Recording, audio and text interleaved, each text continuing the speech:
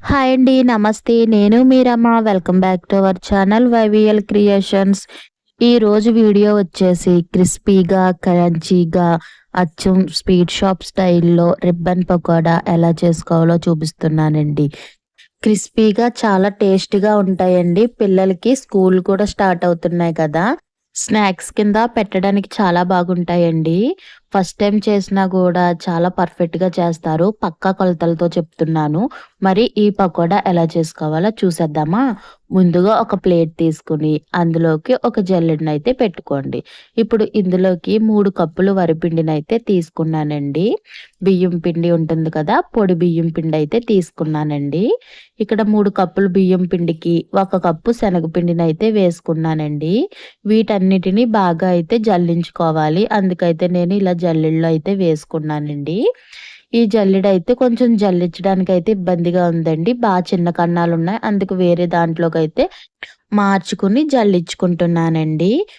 పిండిని ఇలా జల్లించడం వల్ల అందులో బియ్యమన్నా, పప్పన్నా ఏమన్నా మిగిలి ఉండిపోతే అదైతే వచ్చేస్తాయండి. మనకి రిబ్బన్ పకోడా వేసేటప్పుడైతే అడ్డు రాకుండా ఉంటాయి. ఇప్పుడు ఇలా బాగా జల్లించేసుకోవాలండి పిండిని మొత్తము.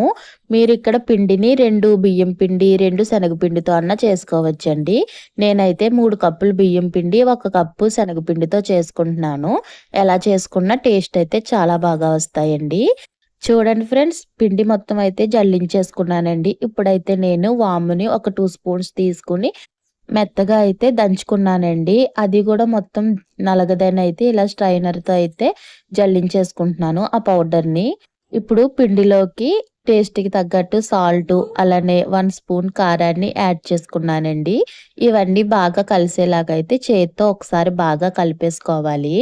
అందరూ మన వీడియోస్‌ని చూస్తున్నారండి. కానీ లైక్ చేయట్లేదు. మీ లైక్ నాకు చాలా ఎంకరేజ్ చేస్తుందండి. అందుకే వీడియో చూసినోళ్ళు మన ఛానల్ సబ్స్క్రైబ్ చేసుకొని ఒక లైక్ అయితే ఇవ్వండి.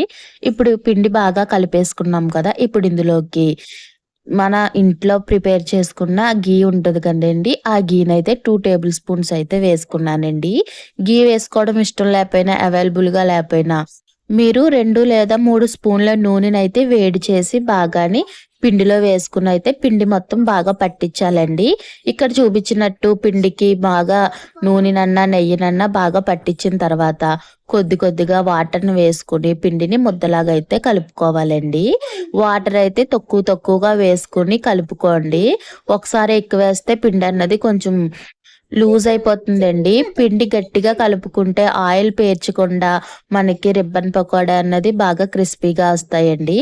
అందుకు కొద్ది కొద్దిగా వాటర్‌ని జల్లుకుంటూ పిండినైతే బాగా గట్టిగా కలుపుకోవాలండి. చూడండి ఫ్రెండ్స్, వీడియోలో చూపించినట్టు పిండి ముద్దనైతే ఇలా ప్రిపేర్ చేసుకుంటే సరిపోతుందండి.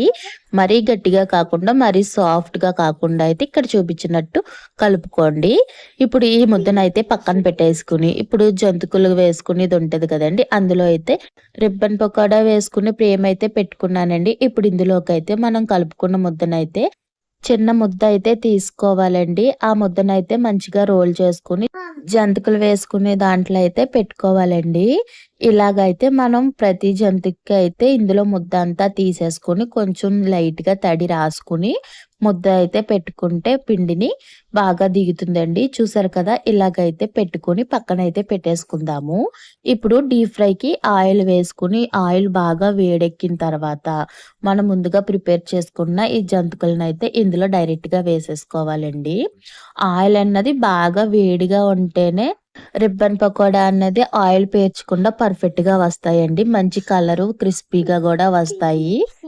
చూసారు కదా! ఇలా వేసేసుకున్న తర్వాత పైనుంచి కొంచెం కరివేపాకుని వేసుకోవాలండి. ఇలా కరివేపాకు వేసుకోవడం వల్ల మంచి ఫ్లేవర్ అయితే వస్తుందండి. ఇప్పుడు ఒక 2 నిమిషాల తర్వాత టర్న్ చేసుకొని మరొక వైపు గూడా మంచి కలర్ వచ్చేంత వరకు ఫ్రై చేసుకోవాలి. ఇక్కడ బబుల్స్ కనిపిస్తున్నాయి కదండీ! ఆ బబుల్స్ అన్నీ తగ్గేంత వరకు ఫ్రై చేసుకుంటే లోపటికల్లా క్రిస్పీగా అయితే వేగుతుంది ఈ రిబ్బన్ పకోడా. చూడండి ఫ్రెండ్స్, ఇక్కడ బబుల్స్ అన్నీ తగ్గిపోయినాయి కదండీ! ఇప్పుడైతే తీసేసుకుంటున్నాను. ఇప్పుడు దీనిని తీసుకువెళ్ళి ఒక చిల్లులు గిన్నెలో అన్నా, జల్లెల్లో అన్నా వేసుకోండి. ఎక్స్‌ట్రా ఆయిల్ అంతా కిందకైతే వచ్చేస్తుందండి. ఇప్పుడు ఈ కరివేపాకును గూడా తీసేసుకొని మళ్ళీ అయితే వేసేసుకోవడమేనండి.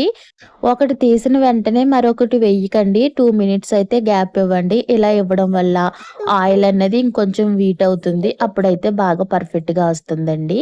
వెంటనే వేయడం వల్ల ఆయిల్ కొంచెం చల్లారుతుంది కదండీ! బాగా వేడిగా ఉండదు. అప్పుడైతే నూనె పీల్చేస్తాయండి. అందుకని 2 మినిట్స్ గ్యాప్ ఇచ్చి వేసుకోండి. ఇలా వేసుకోవడం వల్ల ఆయిల్ పీల్చకుండా మంచిగా వస్తాయి రిబ్బన్ పకోడా.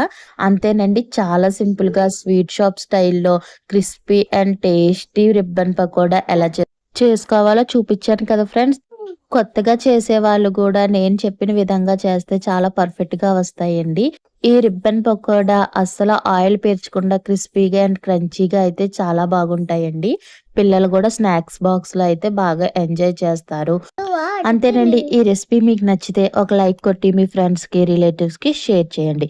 అలానే ఇప్పటివరకు మన ఛానల్‌ని సబ్స్క్రైబ్ చేసుకోకపోతే సబ్స్క్రైబ్ చేసుకోండి. మరిన్ని మంచి మంచి వీడియోస్‌తో మళ్ళీ కలుద్దాం. థాంక్ యూ ఫర్ వాచింగ్ అండి.